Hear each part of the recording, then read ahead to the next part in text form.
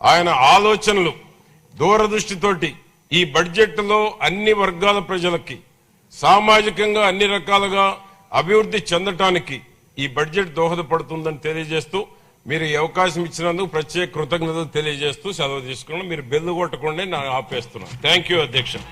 ఆదిరెడ్డి శ్రీనివాస్ గారు. అందరూ అన్ని చెప్పే అక్కల్లా ఒక్కొక్కరు కొన్నిట్ల మీద ఫోకస్ చేస్తే బాగుంటుంది. అధ్యక్ష, ఈరోజు మన కూటమి ప్రభుత్వం ప్రవేశపెట్టిన బడ్జెట్ పై మాట్లాడేందుకు అవకాశం ఇచ్చినందుకు ముందుగా ధన్యవాదాలు అధ్యక్ష. ఈ బడ్జెట్ గురించి ఒక మాటలో చెప్పాలంటే ఇది రాష్ట్ర పురోగతికి పునాది బడ్జెట్, బడ్జెట్ ఆఫ్ ఫండమెంటల్స్. గత 5 ఏళ్ల అస్తవ్యస్త పాలన తర్వాత ఒక రాష్ట్రానికి సుస్థిరంగా అభివృద్ధి చేయడానికి అవసరమైన ప్రాథమిక రంగాల్ని పటిష్టం చేసే బడ్జెట్ అని నా భావన అధ్యక్ష. బడ్జెట్ గొప్పతనం అన్ని వర్గాలకి పెద్దపీట. ఈ బడ్జెట్ వికసిత్ ఆంధ్రప్రదేశ్ 2047 లక్ష్య సాధనకు బలమైన అడుగు. ఈ బడ్జెట్ గొప్పతనం ఏమిటంటే ఇది కేవలం కొన్ని రంగాలకే పరిమితం కాలేదు. మొత్తం భారీ బడ్జెట్ని ప్రభుత్వం ప్రవేశపెట్టింది. ఇందులో ప్రతి వర్గానికి ప్రతి ప్రాంతానికి న్యాయం జరిగేలా కేటాయింపులు కూడా చేశారు. సంక్షేమం ఒక ఎత్తు అయితే అభివృద్ధి మరో ఎత్తు. ఈ రెండింటినీ సమానంగా బ్యాలెన్స్డ్ బడ్జెట్గా ముందుకు తీసుకెళ్తున్న సమతుల్య బడ్జెట్ ఇది అధ్యక్ష. ఒక ఇల్లు కట్టాలంటే పునాదులు ఎంత ముఖ్యమో ఒక రాష్ట్రం బాగుండాలంటే విద్య, వైద్యం, వెల్ఫేర్ కూడా అంతే ముఖ్యం. దానికి అనుగుణంగా విద్యకు 32,308 కోట్లు, బీసీ వెల్ఫేర్కి 23,650 కోట్లు, ఆరోగ్యానికి 19,306 కోట్లు కేటాయించడం కూడా జరిగింది అధ్యక్ష. గత ప్రభుత్వానికి మనకి ఉన్న తేడా ఆర్థిక క్రమశిక్షణ అధ్యక్ష. గత ప్రభుత్వంతో పోలిస్తే మన కూటమి ప్రభుత్వం ఎంతటి ఆర్థిక క్రమశిక్షణతో ముందుకు వెళ్తుందనడానికి గత ఏడాదితో పోలిస్తే క్యాపిటల్ రిసిప్ట్స్ తగ్గినాయి అధ్యక్ష. అంటే క్యాపిటల్ రిసిప్ట్స్ అంటే ప్రభుత్వం లేదా సంస్థ యొక్క ఆస్తుల్ని తగ్గించడం లేదా అప్పులను పెంచడం ద్వారా వచ్చే ఆదాయం. ఇది రాష్ట్ర ఆర్థిక ఆరోగ్యానికి ఒక గొప్ప విజయం. ఆ క్యాపిటల్ రిసిప్ట్ 6.05% ఉందంటే తగ్గిందేనంటే శుభసూచకం. మరోవైపు రెవెన్యూ రిసిప్ట్స్ పెరిగినాయి.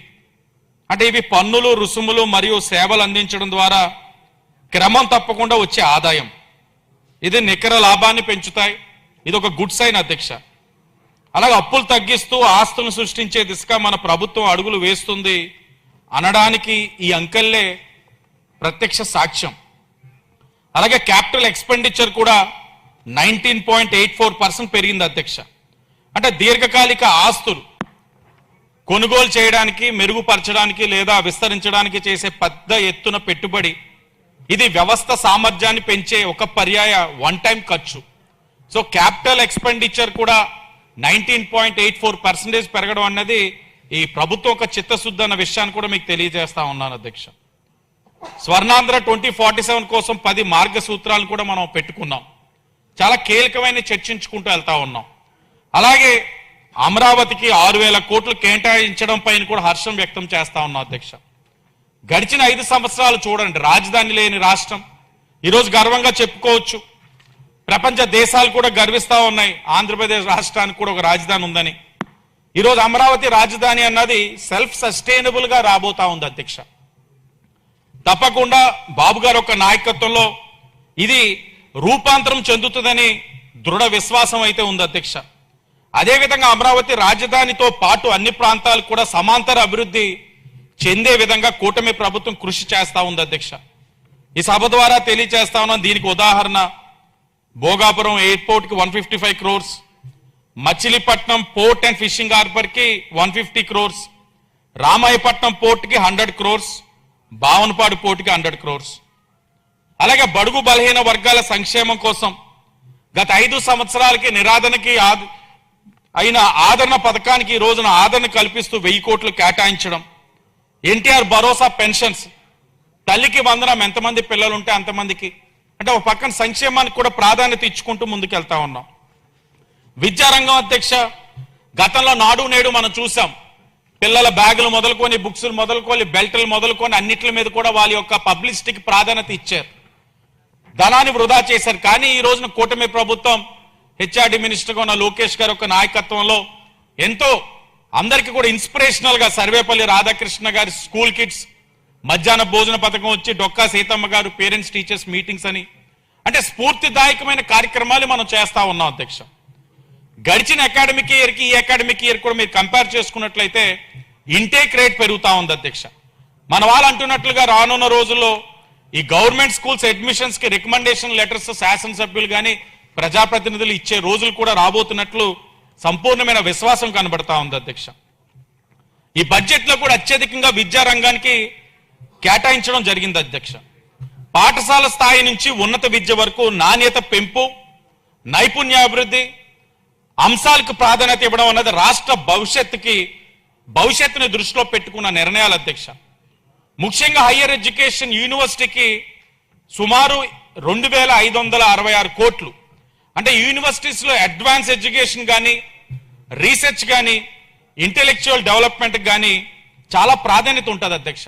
అలాంటి వాటికి ప్రాధాన్యత ఇస్తూ 2566 కోట్లు అన్నది మనందరం కూడా హర్షించదగ్గ విషయం అధ్యక్ష.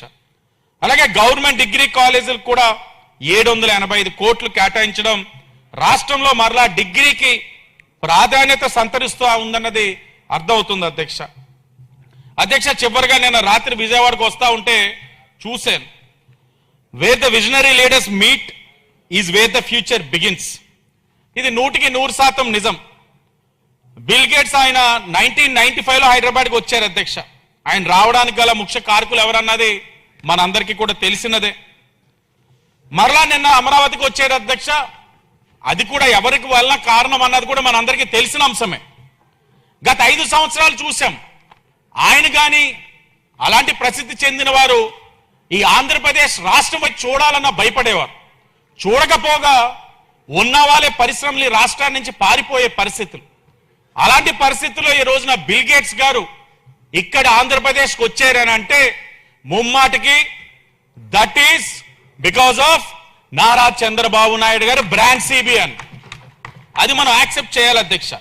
సిబిఎన్ గారి యొక్క దాతృత్వాన్ని తప్పకుండా భవిష్యత్ తరాలు సైతం గుర్తు పెట్టుకుంటారని కూడా తెలియజేస్తూ అధ్యక్ష, చివరగా అరుదైన ఖనిజాల అభివృద్ధి, హై స్పీడ్ రైల్ కారిడార్స్, పరిశ్రమల విస్తరణ, పర్యాటక రంగానికి ప్రాధాన్యత ఇవ్వడం ద్వారా ఆంధ్రప్రదేశ్లో కొత్త ఉపాధి అవకాశాలు సృష్టించడంతో పాటు రాష్ట్రానికి దక్కిన ఈ అవకాశాలను సమర్థవంతంగా వినియోగించుకోవడం ద్వారా ఆర్థిక వృద్ధి సాధ్యమవుతుంది. ఈ సందర్భంగా కేంద్ర ప్రభుత్వానికి, రాష్ట్రానికి వారి బడ్జెట్లో కేటాయించిన ఈ అంశాలని అభినందిస్తూ వారికి కేవలం అంకెలతో సరిపెట్టకుండా ప్రజల యొక్క దైనందిన జీవితాల్లో మార్పు తెచ్చే విధంగా ఈ బడ్జెట్ ఉంది. బడ్జెట్ని ఎంత లోతుగా స్టడీ చేసి రూపొందించారన్నది ఈ కేటాయింపులు చాలా స్పష్టంగా తెలియజేస్తా ఉన్నాయి. అప్పులు తగ్గిస్తూ ఆదాయం పెంచుతూ రాష్ట్ర పునాదులు పటిష్టం చేస్తున్న ఈ బడ్జెట్ని ప్రవేశపెట్టిన పయ్యావులు కేశవ్ గారికి, గౌరవ ముఖ్యమంత్రి గారికి, ఉప ముఖ్యమంత్రి గారికి, యువ నాయకులు లోకేష్ గారికి మనస్ఫూర్తిగా అభినందనలు తెలియజేస్తూ నేను మనస్ఫూర్తిగా ఈ బడ్జెట్ ను సమర్థిస్తున్నానని కూడా తెలియజేస్తూ అవకాశం ఇచ్చినందుకు ధన్యవాదాలు అధ్యక్ష. శ్రీనివాస్ గారు చాలా స్పష్టంగా అద్భుతంగా మాట్లాడారు. సమయ పాలన కూడా అద్భుతంగా ఉంది. మీకు నా ప్రత్యేక ధన్యవాదాలు. ఇప్పుడు శ్రీమతి లోకం నాగమాధవ్ గారు.